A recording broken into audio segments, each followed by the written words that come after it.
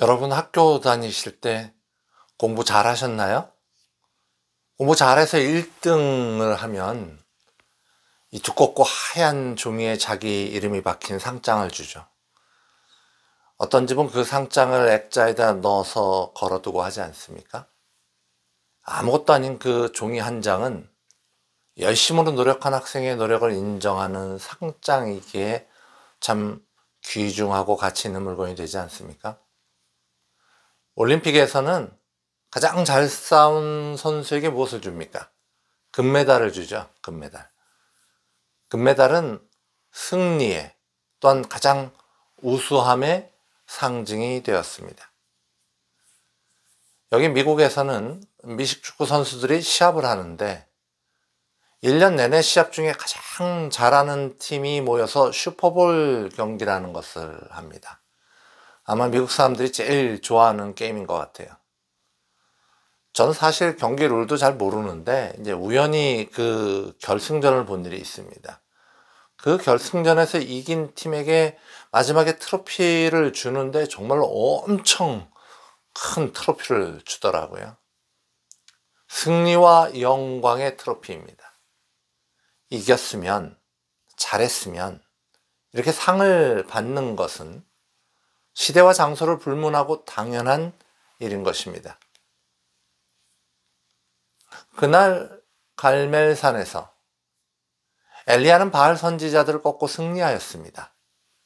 하나님의 능력이 엘리야를 통하여 사람들의 눈앞에 펼쳐졌고요. 그 광경을 본 사람들이 여호와 하나님을 영접하였습니다. 승리한 엘리야는 450명이나 되는 바알 선지자들을 모두 없애버렸습니다. 그리고 3년이 넘게 이어진 가뭄이 끝나고 생명의 비가 내리기 시작했습니다. 이 완벽한 승리, 조금도 부족함이 없는 승리, 누구도 부정할 수 없는 승리가 갈멜산에서 여호와 하나님의 선지자 엘리야를 통하여 이루어졌습니다. 이제 엘리야는 상을 받고 이스라엘은 여호와 하나님을 향한 신앙을 회복하고 다시는 바알을 따르지 않는 그런 놀라운 변화가 일어날 것은 너무나도 당연해 보이는 일이었습니다. 승리의 트로피, 승리의 금메달이 눈앞에 있었습니다. 엘리야는 감격했어요. 엘리야는 너무 신이 났어요. 그 기쁨을 주체할 수가 없었어요. 열왕기상 18장 46절의 말씀입니다. 여호와의 능력이 엘리야에게 임하매 그가 허리를 동이고 이스라엘로 들어가는 곳까지 아합 앞에서 달려갔더라.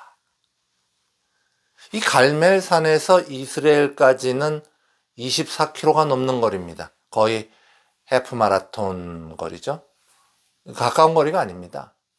평소 준비가 안 된 사람은 뛸 수도 없는 거리예요. 게다가 지금 큰 비를 피해서 달려가는 왕을 실은 마차의 속도는 어느 정도였을까요? 비를 피해 달려가는데 아주 천천히 그렇게 갔을까요? 그럴 리가 없죠. 거리건 속도건 간에 말이 안 되는 일인데 엘리야가 그 빗속을 아마도 막 웃으면서 600만 불의 사나이처럼 그렇게 달려갔습니다. 마차 안에서 아합 왕은 그 모습을 봤겠죠. 도대체 이 사람의 능력은 어디까지인가? 도대체 하나님은 얼마나 두려운 존재이신가? 안 무서울 수가 있었겠습니까? 마음을 돌린 백성들이 엘리야를 따라 아합 왕을 친다면 정말 걷잡을 수 없는 결과가 있을 수도 있는 상황 아닙니까?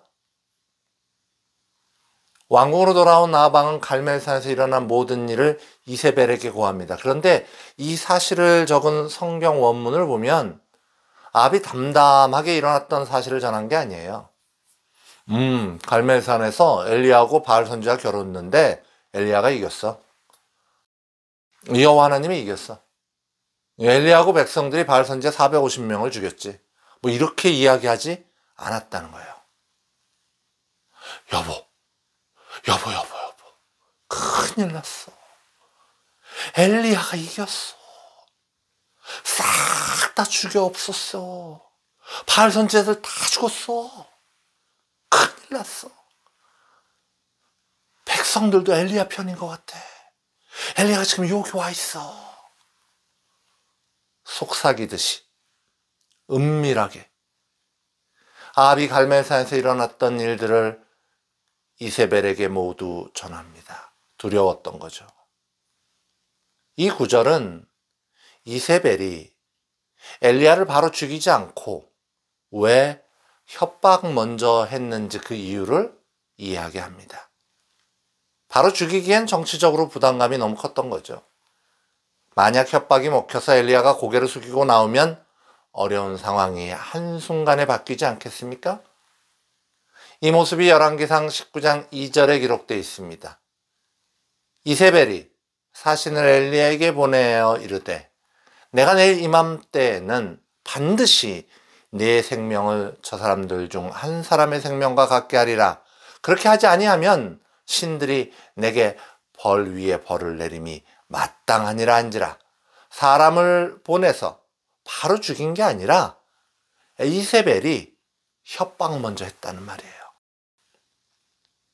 그런데 엘리야는 이미 목숨을 걸었던 사람이에요.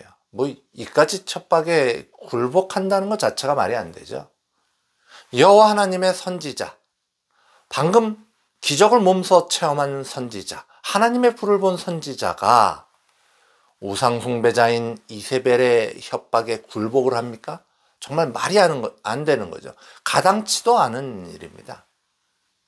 그러나 놀랍게도, 정말 놀랍게도 엘리야는 좌절하고 도망갔습니다. 상을 기대했던 엘리야는 상 대신에 벌이 내려지는 것을 보고 도망갔습니다.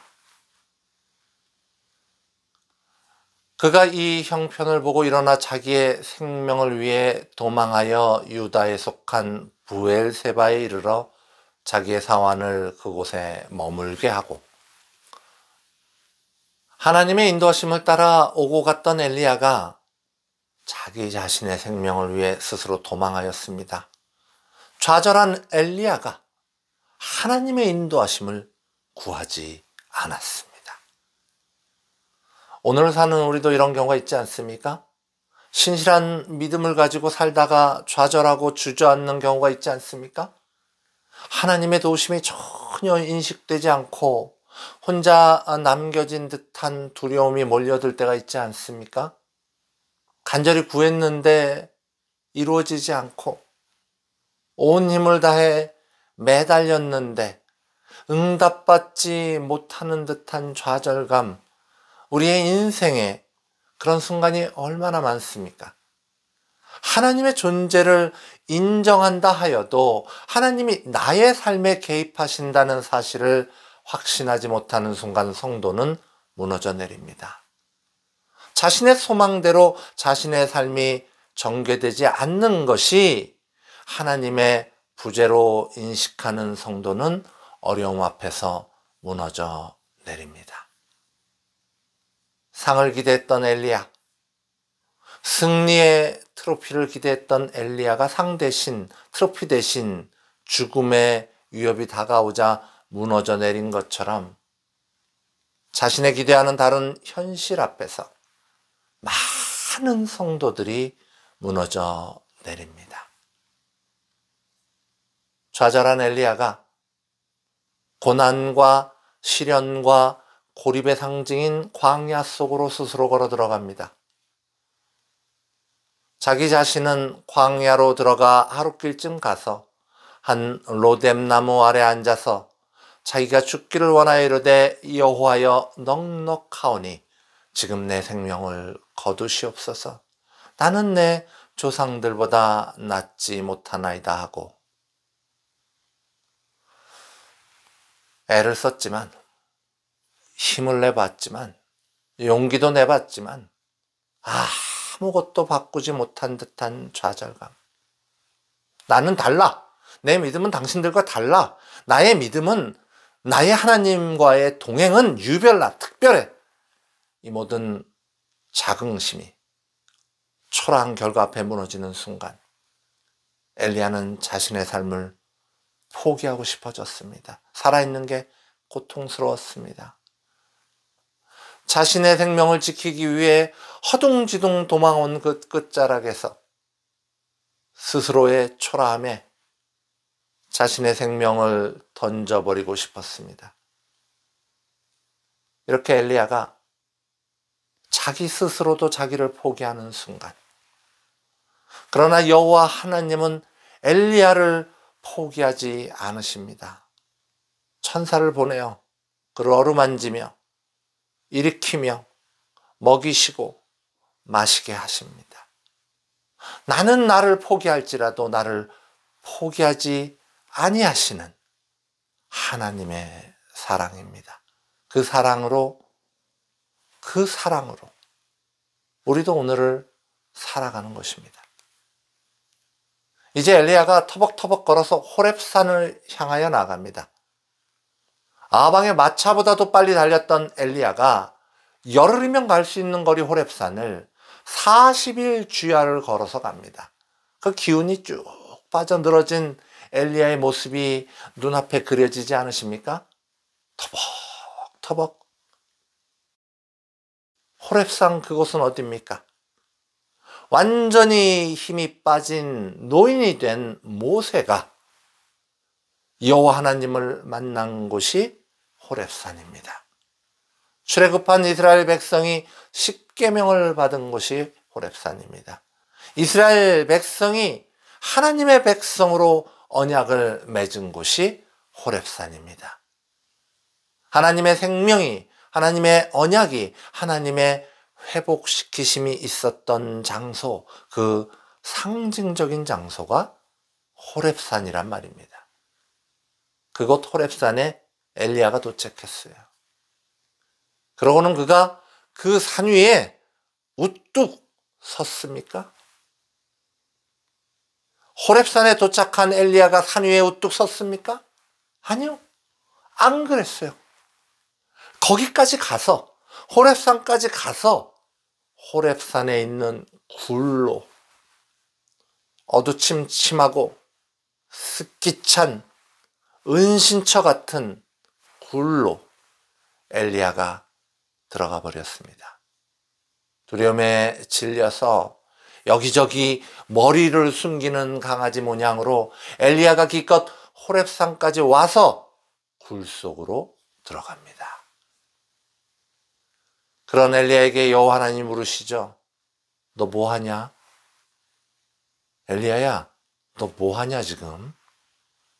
너 뭐하냐?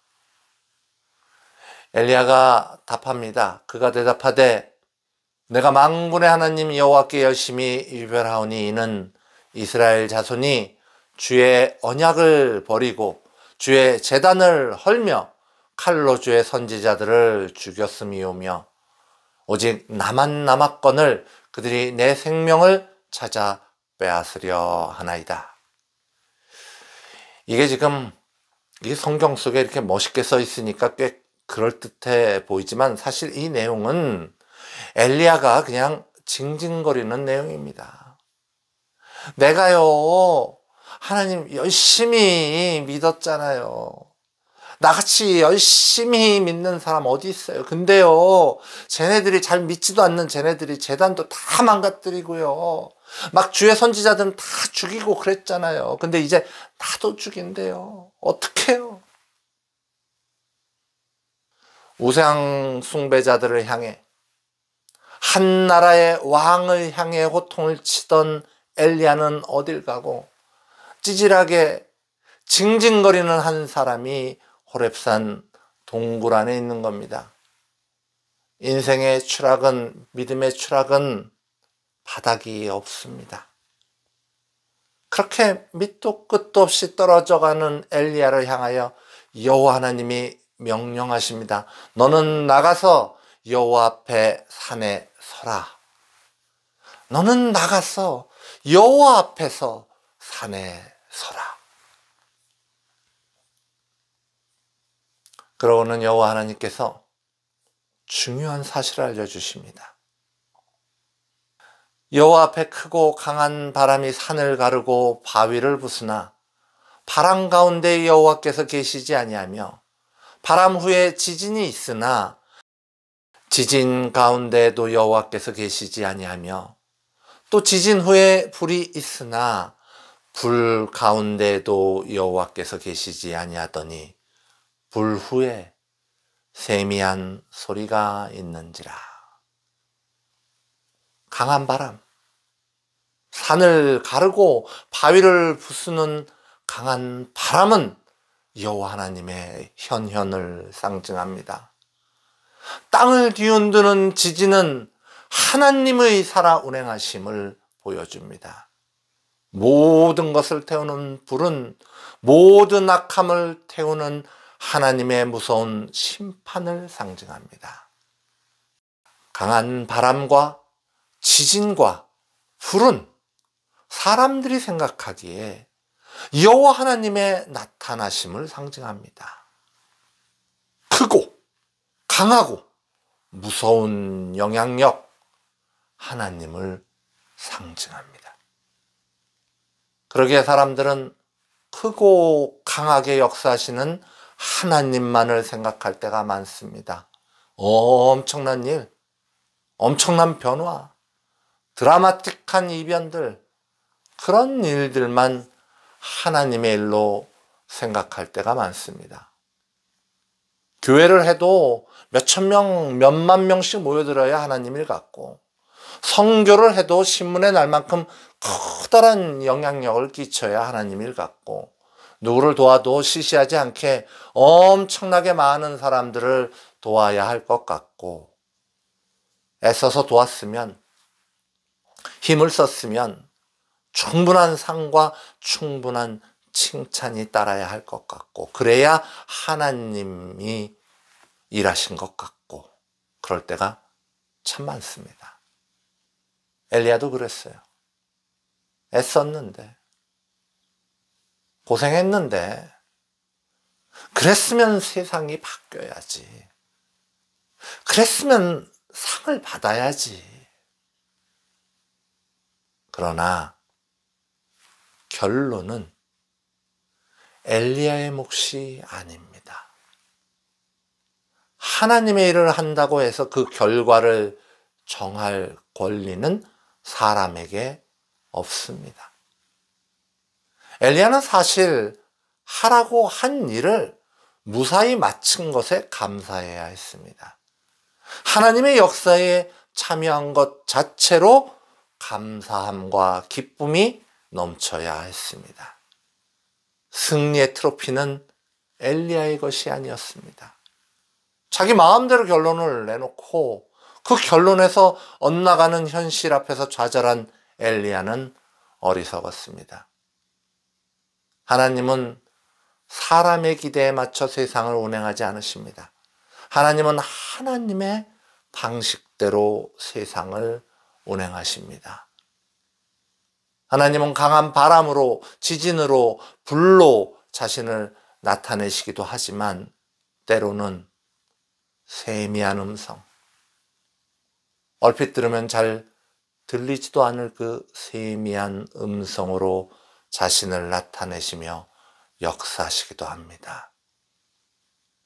호렙산에서 동굴 안에 웅크린 엘리야 앞에서 여호와 하나님은 강한 바람 속에도, 지진 속에도, 불 속에도 계시지 않으셨습니다. 당연히 계실 것 같은 그곳에 계시지 않았습니다. 여호와 하나님은 세미한 음성으로 그곳에 계셨습니다. 우리의 생각, 우리의 기대가 하나님의 역사심을 앞설 수는 없습니다. 예수님께서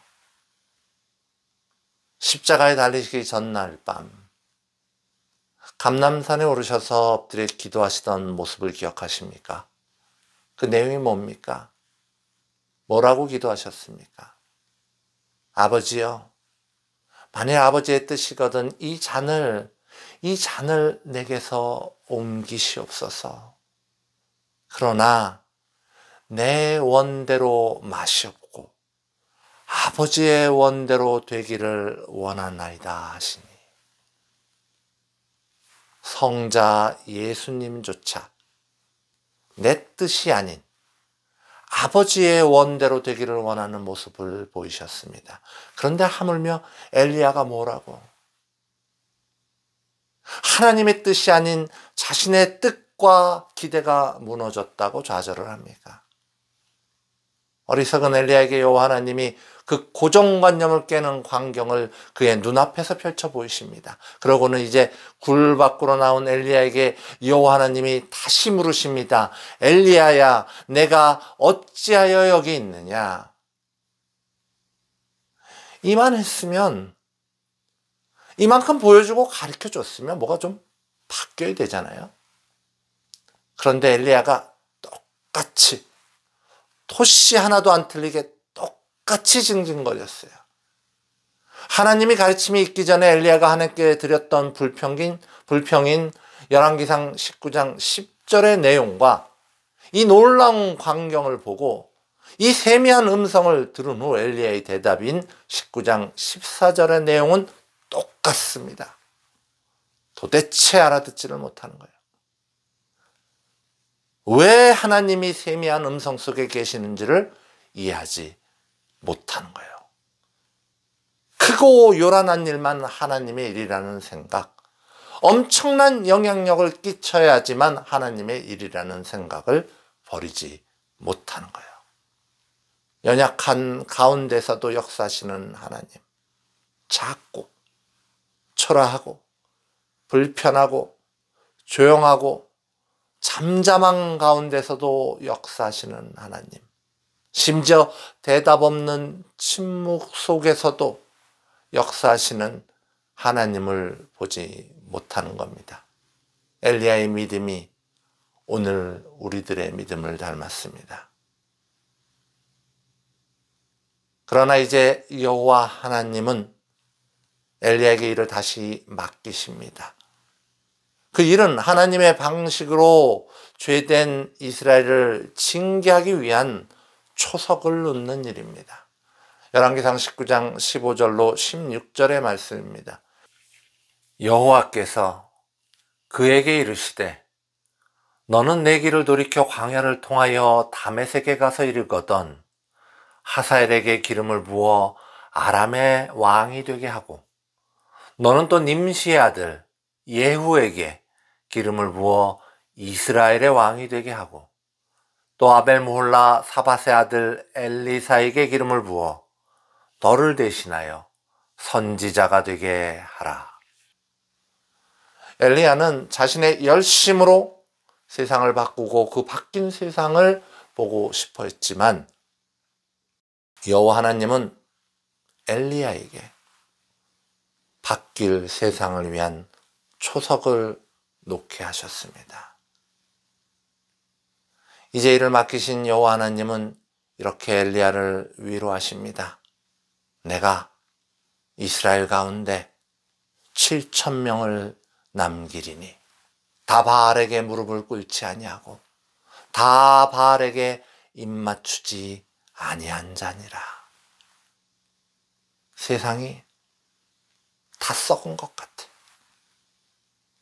제대로 된 기독교인은 하나도 없는 것 같아. 나 혼자 외롭게 애쓰고 있는 것 같아. 아니에요. 7,000명이 남아 있습니다. 아니에요. 충분히 많은 숫자.